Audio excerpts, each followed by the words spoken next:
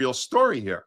Sirianni is not managing the culture very well either. Nope. Is he? I mean, No. is this a positive culture we're dealing with right now? No, it's not. No. So I ask, and not just you, I ask your vast audience, what exactly does Nick Sirianni do well? Anything. It's like the magical question. If someone would know the answer, because I don't see a damn thing, not one thing that he does well. Nothing. Except, unless you want to give him some credit for kissing the ass of his bosses. That he clearly has done well. That's how he got to a 6th season here. But, Dan, it's all coming down. It's all crumbling. The collateral damage of AJ not being on the Eagles in 26 will be what? Huge. All right. Now you take Devontae. He's a 1 now. He's out of his element. He's in a different role. There's no way he could be as effective in it at his size as AJ Brown was at his size. That's 1. Now you're pecking order. Who's second? Wicks, the new guy Wicks, or Brown, the new guy Brown, or who you got there? All right? You got down there. Saquon's a year older. Again, you got through 2 healthy years with him. Are you going to do it again? And the guy who's calling the plays, amazing, has never called a play. Sean Mannion, we're going to try it again.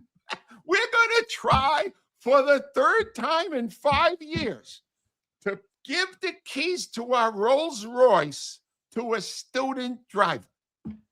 Yeah, people don't want to hear it here because the Eagles are our lifeblood, and they want so desperately to have another great team. So I'm a shrill voice they don't want to hear right now. It's best I'm not on the air. Seriously, Dan, because this here is horrible. This is outrageous what's happening right now. And the presiding over the whole thing is Sirianni, whose one thing he's supposed to be good at is culture. He's losing A.J. Brown, and he's got Jalen Hurts in a position where apparently there's a feud. Where does the owner fit in this? Where does Jeffrey Lurie, I mean, surely he's watching this, or does he enjoy this? No, he doesn't enjoy this. No, he doesn't enjoy this. And here's the thing with Lurie. And the latest stories are that Lurie is more involved than ever, and that his son, Julian, while is apprenticing, is not a big voice in the room yet. I'm not sure about that. All right. But no, I think he's honestly, I maybe this is wishful thinking. I think him and Howie are looking at each other now and going, hey, I don't know how we won a Super Bowl. I don't know how we made it to 2. But this Sirianni's got to go. He can't do anything well. There's not a single box he checks when you're looking for a coach. Not a single box. And if somebody's got a box to check other than kissing ass, I would like to hear what it is, because I don't think he does anything well. He doesn't communicate with the public well. He doesn't communicate with his players that well if he's got all these issues cropping up.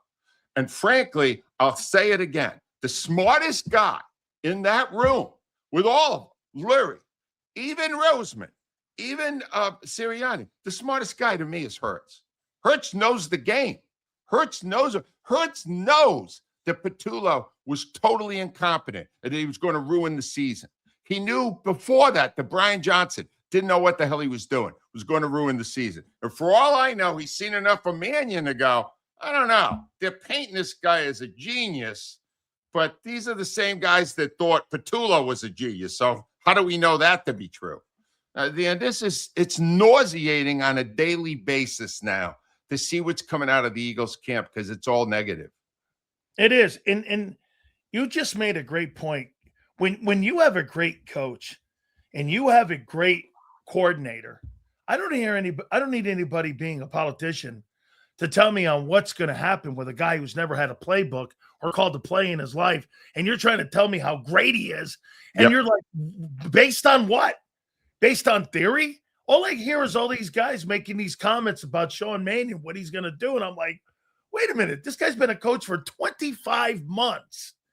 I mean, I don't see where you guys are with this here. All right. So let me ask you about Jalen Hurts here now. Okay. So do you believe that Jalen Hurts right now Why hasn't he gone back to them as a player and said, last 5 years, we're 50-19. We've got 2 Super Bowl appearances. I've won. I've got an MVP award. We got 2 14-win seasons. Why are we changing? Yeah, I think he's fed up. Every year he's got a new offensive coordinator. Wouldn't you run that into the ground? I think he's already played that card. I think he complained last year with Patullo. I think he complained when he had Johnson, when he had the other offensive coordinators that didn't know what they were doing. And I think he's reached a point where now they're not listening to me.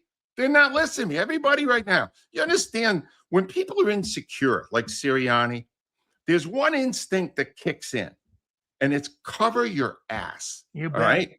And that's what you see now. You're saying, you're even seeing Sirianni through that Patullo story that was sourced by Patullo. There's no one else. Look, I was an investigative reporter for 20 years. I usually can figure out who a source is for a story by simply looking at it and determining who benefits most from it. Jalen Hurts has never been a source for a story like that anyway. That's not in his DNA, all right? That source was Patullo. They're trying to make Patullo into something that he isn't. And Hurts, having seen this crap go on for so long now, Dan, is fed up with it. At the end of next season, when they have an 8-9 or 7-10, whatever they are next year, it'll be a crisis point for the organization because they'll have to decide if somehow they want to move on from Hurts, which would be a mistake, all right? Give Hurts a good offensive coordinator, and you know what he does? He goes to the friggin' Super Bowl. It's a matter of record. It's not an opinion. He had 2 good offensive coordinators, Steichen and Moore, and he went to the Super Bowl both times, and he won with Moore. Give him a good one, he'll do it. You didn't give him a good one, and now he's had enough. So at the end of the year, it's either him or him. It's either Hurts or Sirianni, and then it'll be fascinating. It really will. Do you think the Super Bowl window's closed? Yes. This year, yes. They can't. This is not a Super Bowl team. You think it is? No way. You think your Super Bowl team? They're 7-10 team.